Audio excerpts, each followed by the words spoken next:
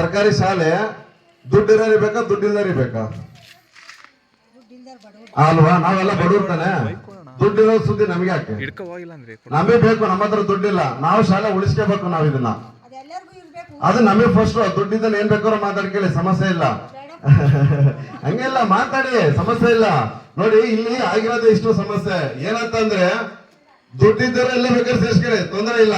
ನಮ್ಮ ಹತ್ರ ದುಡ್ಡಿಲ್ಲ, ನಮಗೆ ಶಾಲೆ ಬೇಕು, ಸೇರ್ಸ್ಕೊಳ್ಳಿ.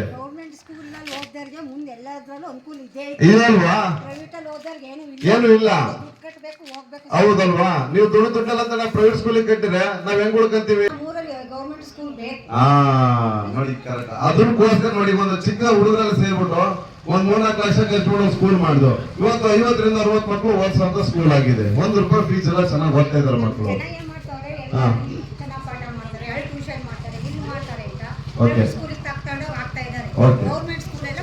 ಅದನ್ನ ತಪ್ಪಿಸ್ಬೇಕು ಅಂತಾರೆ, ಅದನ್ನ ತಪ್ಪಿಸ್ಬೇಕು ಅಂತಾರೆ. ಇದನ್ನ ನಾವು ಬಂದಿರೋ ಜಾಗೃತಿ. ತೊಂದರೆ ಇಲ್ಲ ತಾಯಿ, ಮಾತಾಡ್ಬೇಕು.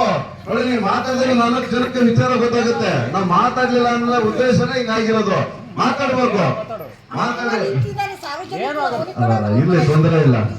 ಮಕ್ಕಳು ಇದೇ ತರ ನಾವು ಸರ್ಕಾರಿ ಶಾಲೆಗಳನ್ನ ಸೇರ್ತಾ ಹೋದ್ರೆ ಊರಲ್ಲಿ ಶಾಲೆಗಳು ಉಳ್ಕೊಂತವೆ. ಇಲ್ಲ ಅಂತ ಅಂದ್ರೆ ನಾವು ಬ್ರಿಟಿಷರು ಹೆಂಗ್ ಆಡಳಿತ ಮಾಡಿದ್ರು ನಾವು ಅದೇ ರೀತಿ ಆಡಳಿತ ಆಗ್ಬೇಕಾಗುತ್ತೆ. ನಾವ್ ಎದ್ದಿದ್ದೀವಿ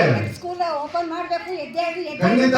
ನಾವು ನೆಕ್ಸ್ಟ್ ನೋಡ್ತಾ ನಾವು ನೆಕ್ಸ್ಟ್ 2 ಕೋಟಿ ಸ್ಕೂಲ್ ಕಟ್ಬೇಕಂತ ಪ್ರಾಜೆಕ್ಟ್ ಮಾಡಿದೀವಿ. ನಮ್ಮ ಹತ್ರ ₹1 ದುಡ್ಡಿಲ್ಲ. ನಾವು ಯುವಕರು 1 ವರ್ಷ 2 ವರ್ಷ ನಾವು ಎಲ್ಲ ಪ್ರಯತ್ನ ಪಡ್ತಾನೆ ಇದೀವಿ. ಆ ಪ್ರಯತ್ನ ಪಟ್ಟದಕ್ಕೆ ಒಂದು ಸಣ್ಣ ಗುಡಿಯಾಗಿ ನಿಂತಿದೆ. ಇವತ್ತು ಯಾರು ತಲೆ ಕೆಡಿಸ್ಕೊಳ್ಳಲ್ಲ. ಅದರಿಂದ ನೀವೆಲ್ಲರೂ ಮುಂದಕ್ಕೆ ಬರ್ಬೇಕು, ನೀವೆಲ್ಲ ಜೊತೆ ನಿಂತ್ಕೋಬೇಕು ನಮ್ಮ ಜೊತೆಯ.